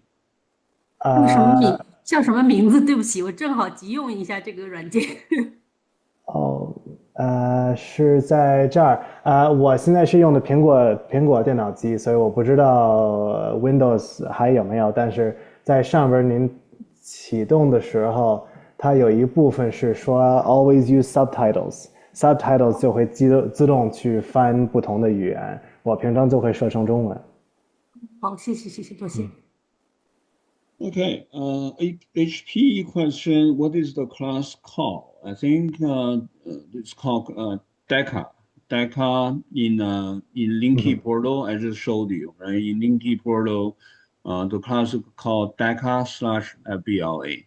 Mhm. In the section of DECA and mock trial, and Yeah. you'll be able to find the courses in all three campuses. Mhm. Mississauga, Markham, and North York. What is the minimum age requirement to register level one? Um, Uh, Go ahead, Chris. oh yeah, yeah. So that was about grade 8 is my recommendation for level Yes. 1 because that ties in nicely with grade 9 and registration. Yeah. So if you start learning level one, it will basically put you in a good position Mhm. and in terms of getting ready for the actual regional competition in grade nine. Yes. So, can a grade A student sign up? Yes. I think Chris Yes. answered this one. Yes, Absolutely, yes. absolutely. Yeah, Yeah. grade eight, in fact, is the perfect timing Yeah. for a DECA level one. And just a question is, if I want to join level two, is level one a must? Uh, If you haven't learned DECA before, I would recommend, yeah. right? Just before you learn multiply, you need to learn how to do plus. Yeah, Similar.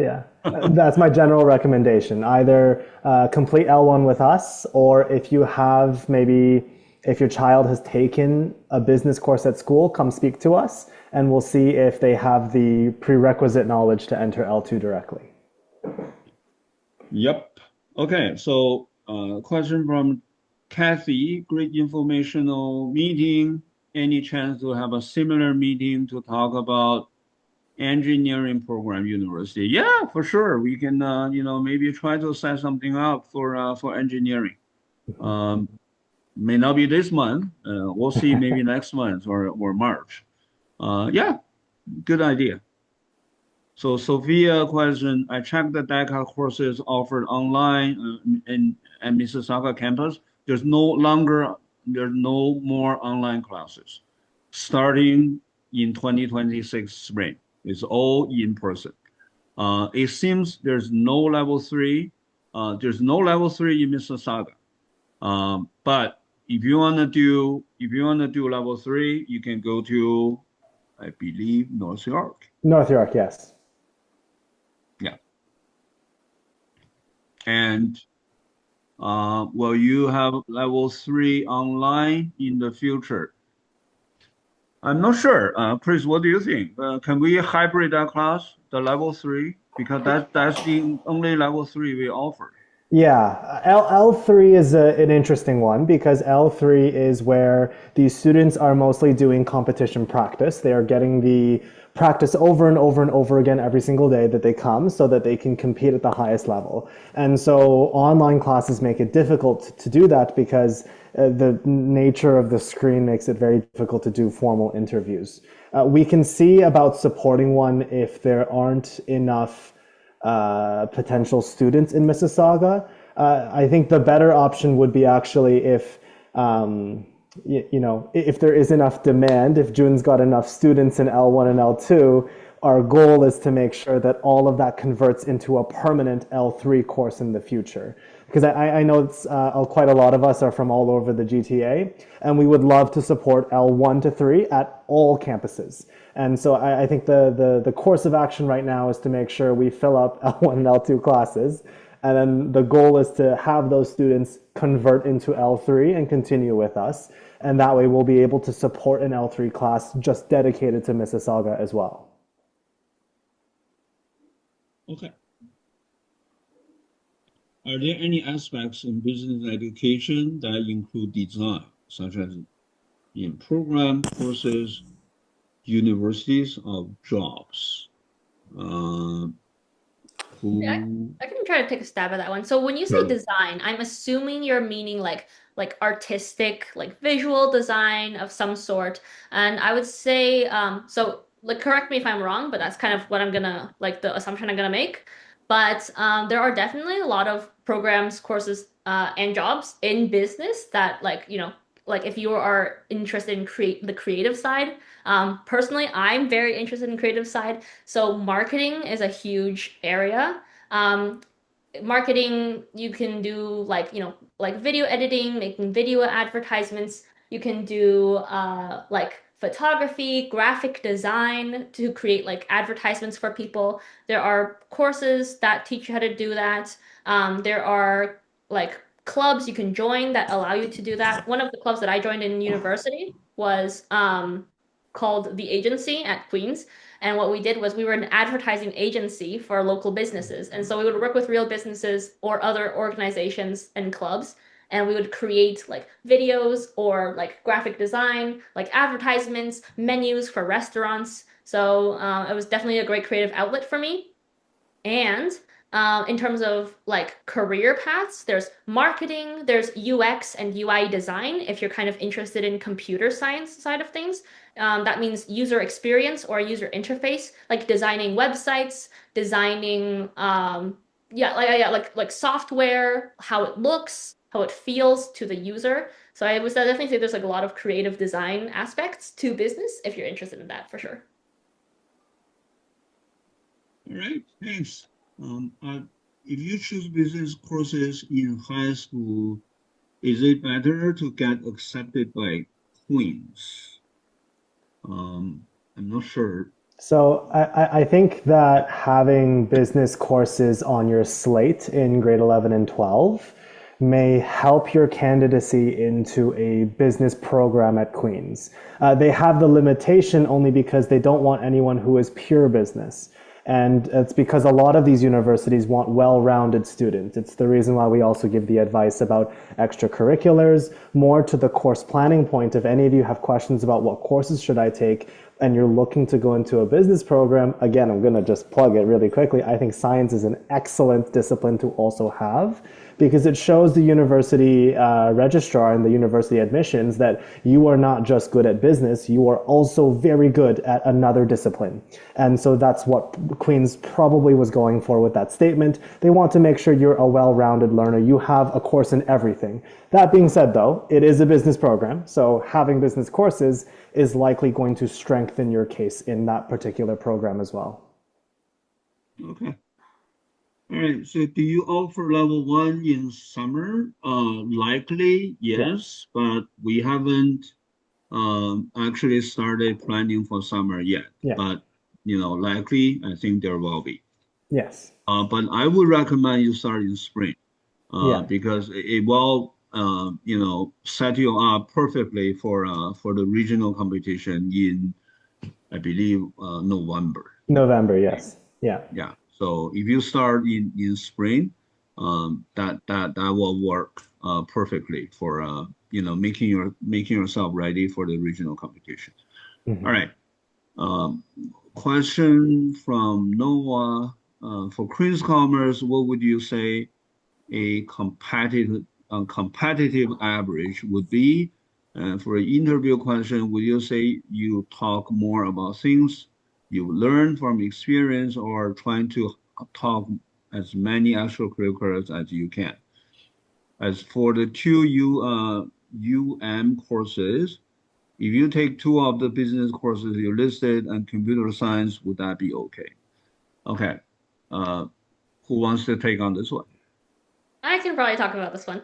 So got a couple questions in there. I'll start with the first one here. What would you say a competitive average would be? So that's a good question. So for Queen's Commerce, the minimum cutoff for your grades, you definitely want at least an 80% in like the three courses that are required. Because if you don't meet that requirement, then you're like no chance, right?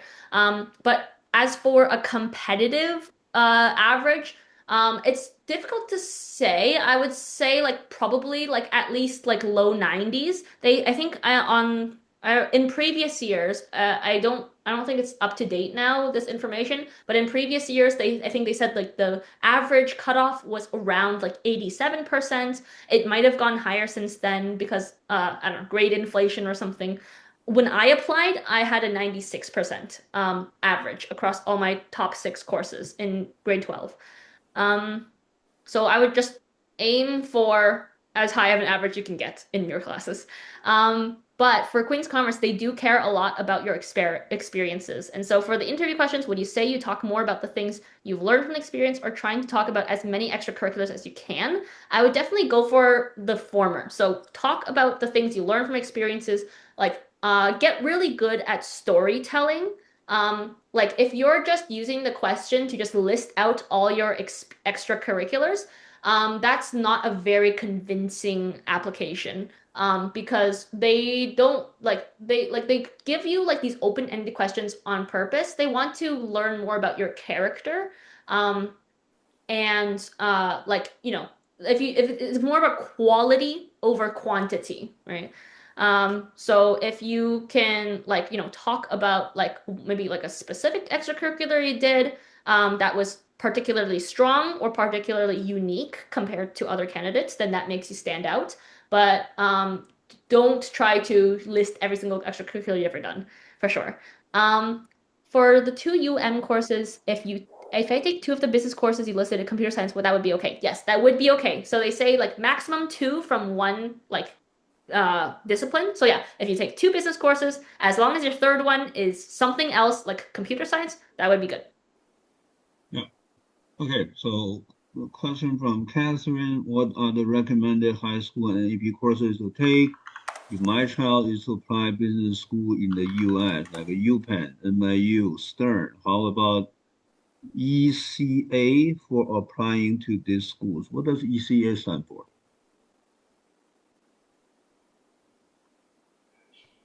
Does anyone know what does ECA stand for in here? Catherine, are you still there?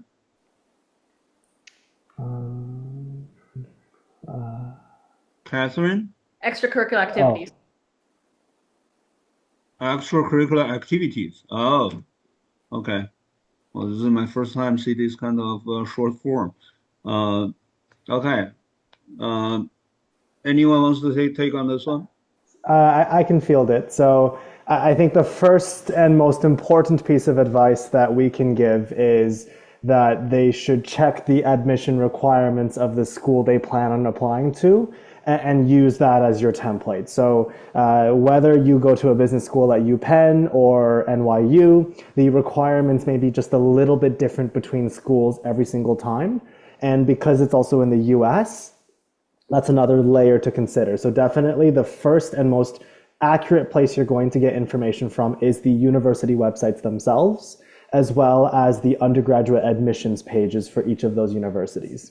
That being said, though, our recommendation in getting into these schools is fairly consistent with Canadian schools. Make sure that they have 4 years of English. Make sure they have a high degree of math. We typically recommend both advanced functions and calculus. Make sure that they have covered their bases in terms of business courses. So that would be things that Jun actually brought up about accounting or international business or leadership in business. We also, in terms of AP, would also recommend that they take a look at AP microeconomics and AP macroeconomics, just to have a very well-rounded portfolio as well. We know that US schools care very much about AP subjects, so try to potentially take on a couple more AP courses. If your child is willing to, you can consider AP Calculus as well. We also support that here at Linkkey, so that's another opportunity to get an AP credit. And then, as I've already stated, AP Microeconomics and AP Macroeconomics, and that kind of gives you a nice portfolio to start with. In terms of extracurricular activities, we would highly recommend that they compete in things like DECA and FBLC, because both of these competitions can actually go to America if they go far enough. So if they win everything in Ontario, we actually send our top 10 of every single event down to the United States for their international conference. And that is a big kind of award or prestige that your child can present.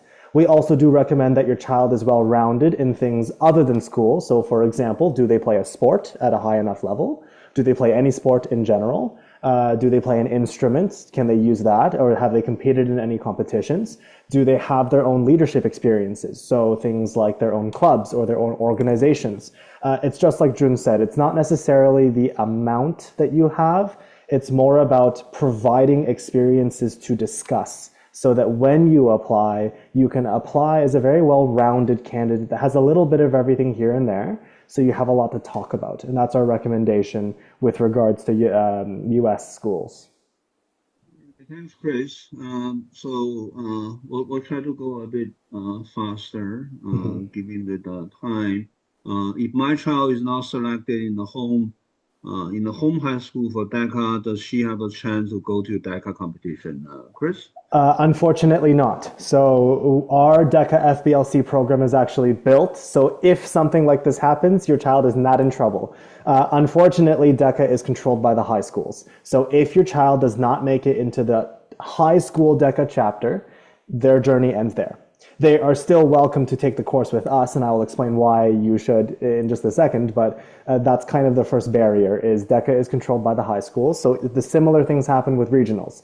If you don't make it past regionals, your journey ends there for this year. You have to reapply next year. We also participate in FBLC on the side, and this is the advantage of having two competitions. FBLC, Linked Key, will manage our own chapter. So whether or not your child is in DECA, they will definitely be competing with us in FBLC. That happens no matter what at the beginning of March every single year. So you will have this second opportunity, even if DECA doesn't end up being, as far as you'd like.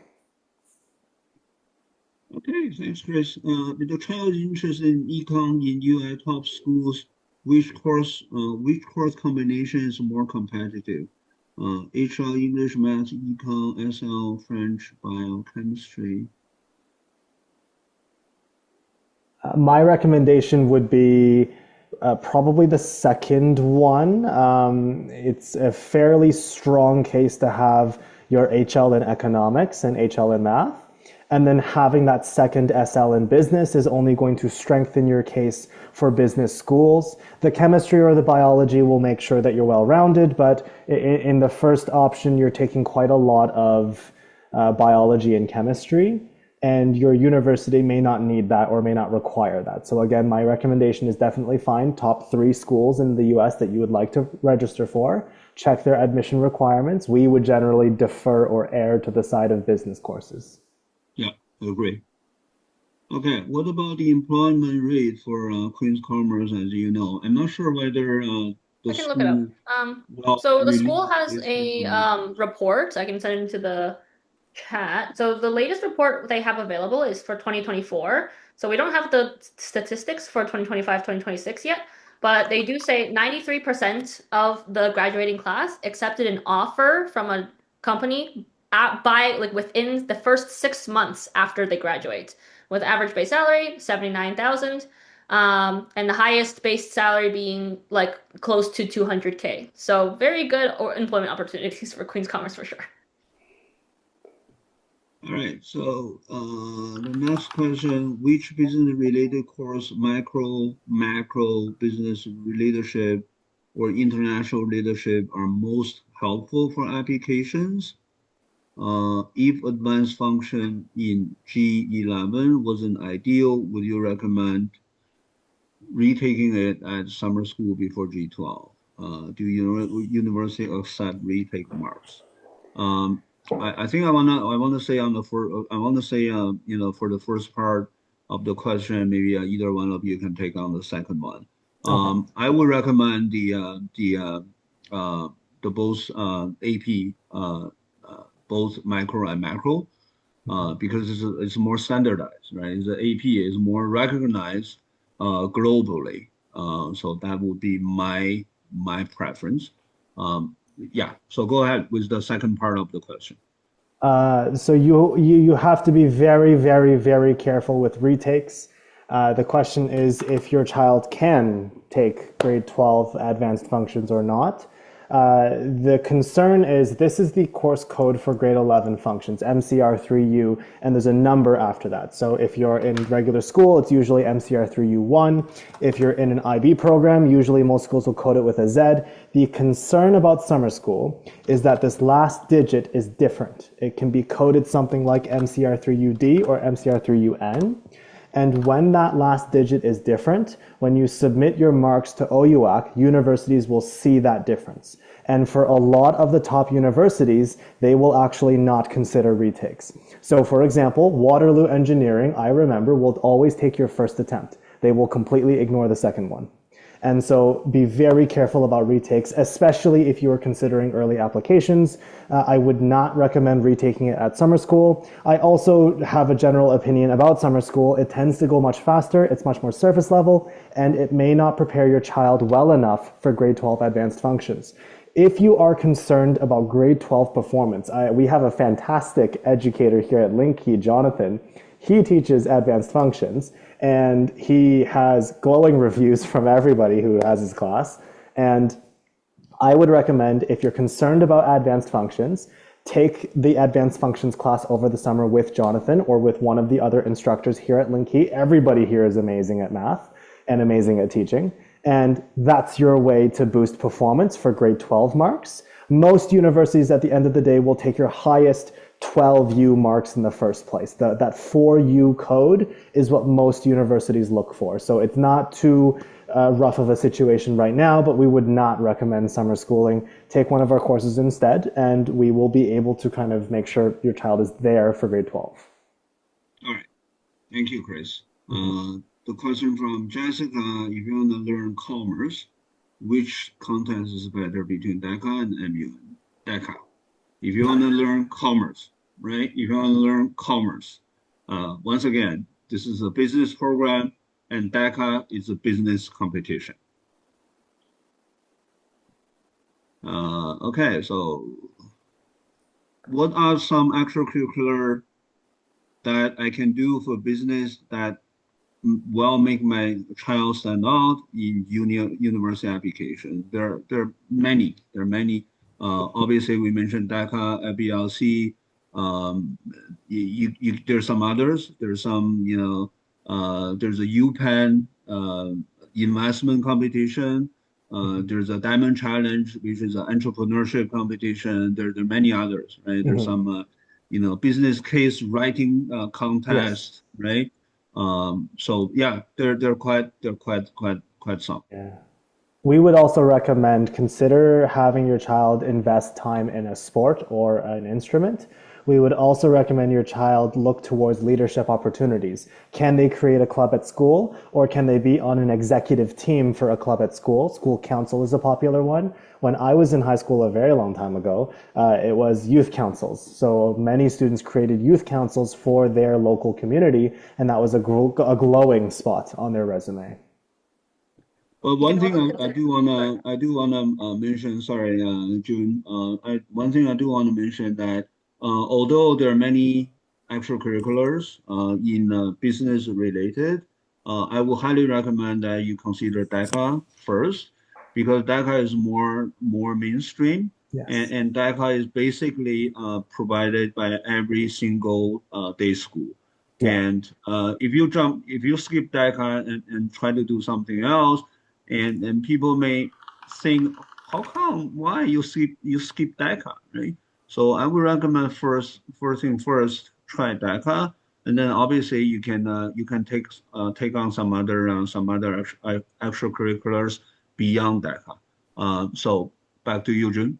Yeah, I was gonna say, one thing you can consider is starting your own business, especially if you're interested in business. One of my friends, I remember what he did in high school was he did something as simple as creating t-shirt designs, and he called his company like coffee something, and he created like coffee themed like graphic designs to put on t-shirts, and he sold those t-shirts, and that was something that he talked about during his application. Yeah, yeah. And they can for that entrepreneurship startup competition, they can join Diamond Challenge. All right, so question from CZ. We are from another province, so there's no chance for us to take your DECA course. correct for now. Sorry about that. I just mentioned that we have pretty much converted all the DACA classes in person. We did have DACA online classes before, like last year or the year before. But since we realized that there are a lot of interaction required. Chris mentioned that too for case studies, right? So basically, we make everything in person. It doesn't rule out that going forward we might try to set up one or two online classes going forward. But at this point, there's no online. But we'll let you know. So pay attention to our portal website. Hopefully, we can set something up going forward. So there won't be any changes to the Ivy League trip. You need to talk to please talk to the Linky Mr. Shen, and he will keep you updated with the Linky with the Ivy League trip. So we have took DACA level 1 online before. At the time, there's only DACA 1 for fundamental, DACA 2 for computation. Did the current DACA level 1 same as before? Yes. DACA level 1 is always a fundamental class, and you could continue on level 2 or level 3, depending on your I don't know where you are in terms of your competency, but you could continue on with either 2 or 3. 女王大学商科的录取率 Queen's Commerce， 刚才Jun 有一个数字啊，大概5%到10%。Let's see， 是let me go back and check it. It was 6%到15%。I think that's maybe more on the optimized side. I think it's a single digit. I think nowadays it's a single digit.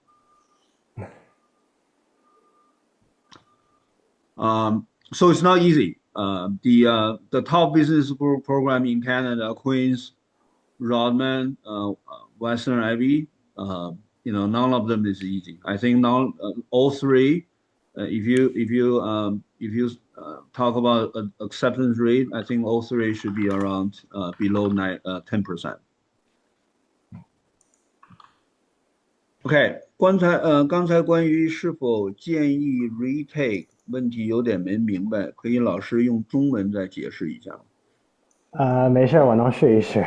所以在Ontario 这儿的高中，我们每一门课有一个叫 code， 是6个字母。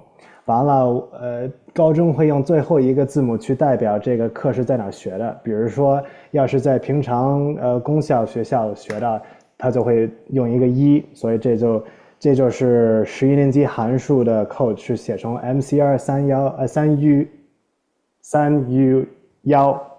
完了，要是比如说他们在 IB 的话，它就会写成 Z。所以这样呢，大学就能看到这些课是在哪上的。关键的就是要是您的孩子是在 summer school 上，就是暑假课上这个11年级函数，我们怕就是最后一个字母可能会变成比如说一个 D 或者一个 N， 变成这样呢，要是这个 code 给发到大学的话，大学就能看到这个学生不是在高中里边学到的这门课，而是在一个比如说暑假的课或者一个私校补课的班的学到的。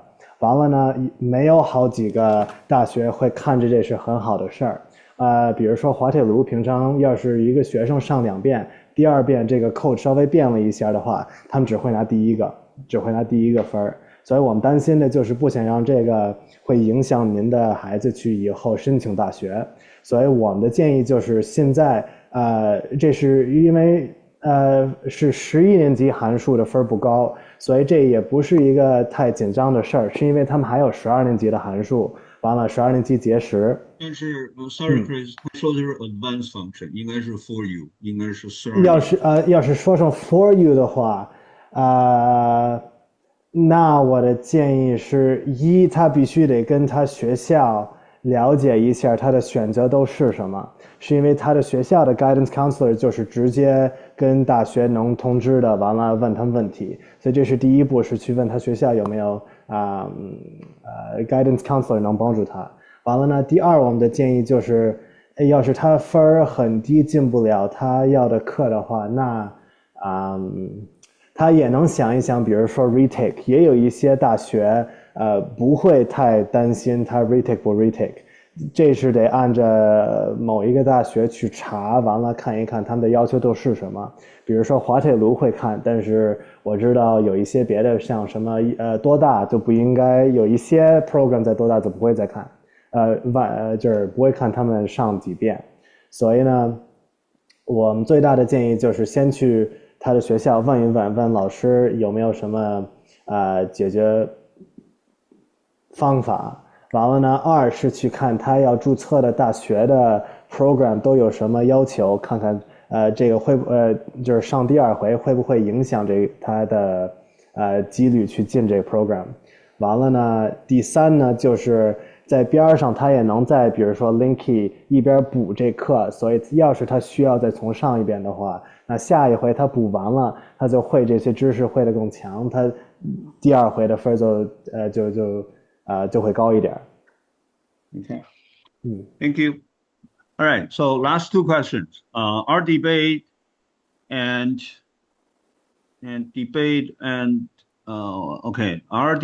writing concepts help directly to business application as EC extracurriculars. I think so. Yes. So debate, writing contests, they should both, help in your application.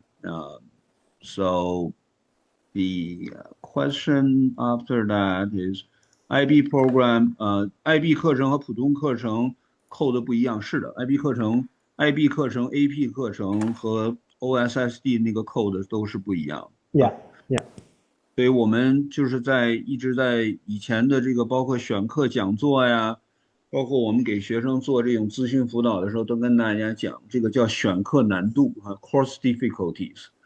所以大学当然喜欢你选一些难度比较高的课程他喜欢看到你能够去挑战自己。OK，请问加拿大商学院对 IB 数学有没有明确要求？必须得选 HL 数学吗？Chris，这一点也不应该有太大的影响。对，应该我来说一下吧，应该没有啊。如果是商学院的话，不一定一定要 HL 数学，好吧？如果你要是学工程的话，那你可能是需要对，商学院不一定。OK，若想在 Queen's Commerce 毕业后直接找到咨询和投行工作，需要大学如何安排？OK，是不是大一需要找 intern？大四学期找工作流程和体验如何？都很竞争，竞争大概是什么样子？您这个问题很复杂哈，可能一句话两句话说不清楚了。但是总体而讲，我会非常建议你从1年级就开始去找 intern。这个1年级找 intern 会让你2年级找 intern 变得更容易，2年级让你3年级变得更容易，3年级让你找 full time 工作变得非常容易所以它一定是越早越好开始你的这个我们叫 career hunting 越早越好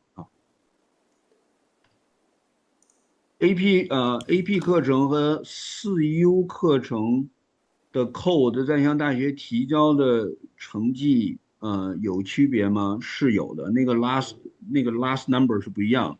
如果我没记错呢 ，AP 的最后一个字应该是 A，Chris，明白吗？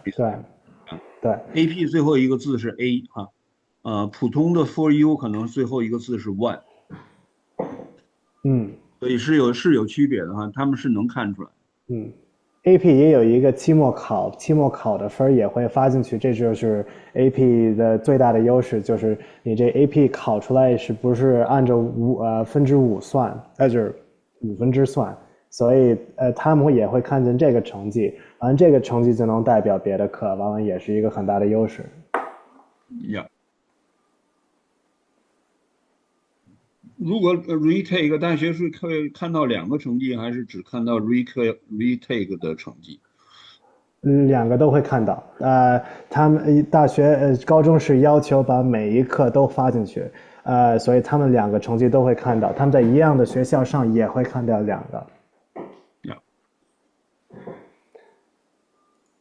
OK， 不好意思哈，因为时间的关系，我们就是最后这2个问题了哈。然后因为现在已经过9点了哈，所以最后2个问题啊，一个是大一找 intern，那就说应该是孩子在高中做好准备，如何在高中学好知识，这个倒不一定高中就要做好找 intern 的准备但是高中你需要把你高中的事情做好。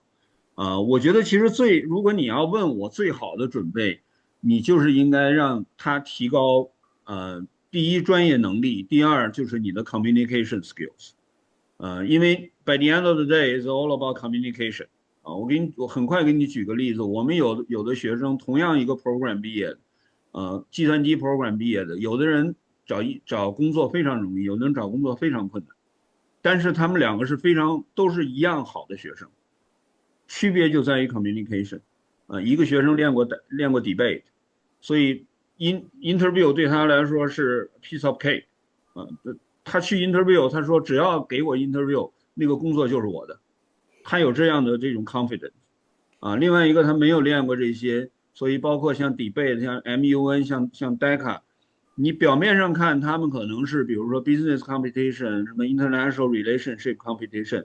但是真正的背后实际上都是 communication， 我认为让孩子，如果你一定让我说在高中做好什么准备，让他好好把他的 communication 打造的更加的effective efficient，这个我觉得会不仅仅是找工作，会将来在他美好的人生当中会给他非常非常多的帮助，好吗？